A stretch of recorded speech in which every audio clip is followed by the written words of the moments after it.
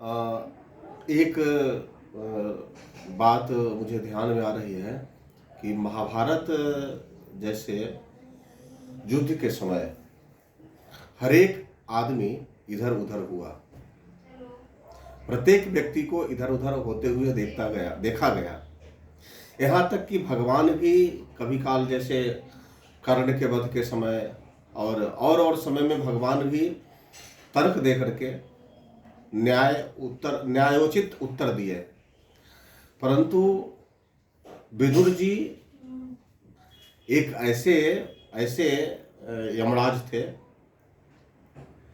विदुर जी एक ऐसे यमराज थे जो सत्य के मार्ग से कभी नहीं डोले।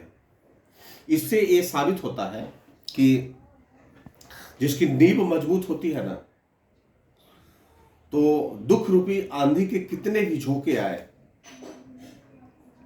कितना भी विकट परिस्थिति आए, लेकिन वो पेड़ कभी गिरता नहीं है।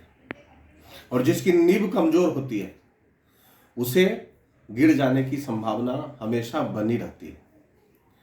विदुर जी पूर्व जन्म में यमराज थे। मैं बोला था कि विदुर जी यमराज, तो आप आश्चर्यचकित कर गए होंगे कि यमराज क्यों बोल रहे हैं। विदुर जी पूर्व जन्म में यमराज थे।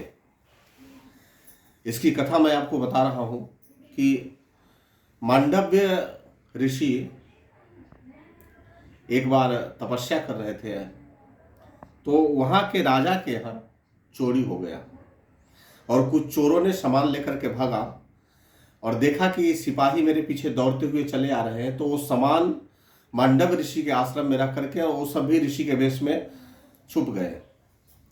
जब सिपाही ने आकर के देखा तो समझा कि मांडव ऋषि भी चोर के में शामिल है, चोर के गिरोह में शामिल है। तो मांडव ऋषि के साथ उस चारों चोर को पकड़ करके ऋषि को राजा के पास लेकर के गए और राजा ने बिना विचारे ही सबको सूली पर चढ़ाने की सजा दे दी। जब राजा को पता चला कि ये चोर नहीं, ये मांडव ऋषि है, तो दौड़ करके आया, त्राजमाम शरणागतम, चरणों में गिर करके प्रणाम किया और प्रणाम करके माफी मांगा। उसके बाद मांडव ऋषि ने यमराज के पास गए और यमराज से पूछे कि मैंने ऐसा कौन सा अपराध किया था जिस अपराध के कारण मुझे सूली पर चढ़ाया गया। मुझे जहां तक ज्ञान है अभी तक मैंने कोई अपराध नहीं किया, लेकिन ऐसा कौन सा अपराध हो गया जिसके कारण मुझे सूली पर चढ़ाया गया। तो यमराज ने कहा कि आप बचपन में एक टिड्डी के पूंछ में छेद कर दिए थे, जिसके कारण आपको ये सूली पर चढ़ाया गया।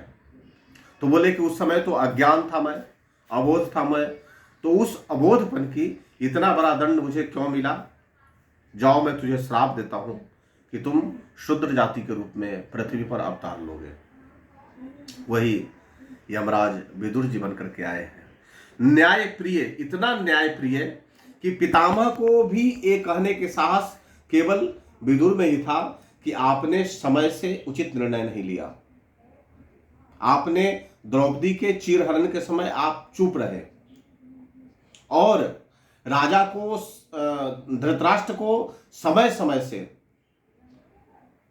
एकदम उचित मार्ग दिखाने वाला और सत्य बोलने वाला यदि कोई था तो वो सिर्फ विदुर जी थे। जिस समय द्रौपदी का चीरहरण हो रहा था, उस सभा में जोर से ये कहने वाला कि हे महाराज, इस दुर्योधन को इस सभा से निकाल दीजिए, नहीं तो इस हस्तिनापुर के इस राज सभा में इतनी कलंक की कालिके पुत जाएगी कि गंगा जल भी इस कालिक को धोने में असमर्थ हो जाएगा। इतना कहने वाला उस सभा में केवल और केवल कोई था तो विदुर जी थे। यहाँ तक कि लोग कर्ण को धर्मराज, दानवीर कहते हैं, लेकिन कर्ण भी उस सभा में मौन बैठा था, चुप बैठा था। यदि ऐसा कोई कहने वाला था तो विदुर जी ही थे। और विदुर जी को राज्य से निकाल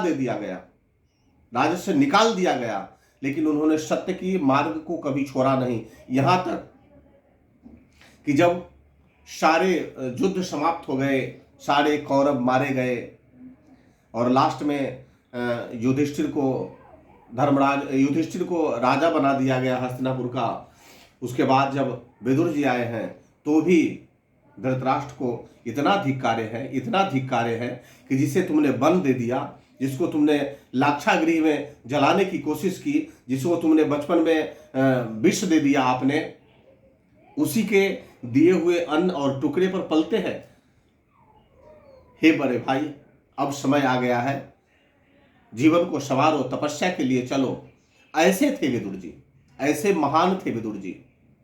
और उसका मुख्य कारण यह था कि उनकी नींव बहुत ही मजबूत थी। जय श्री राम।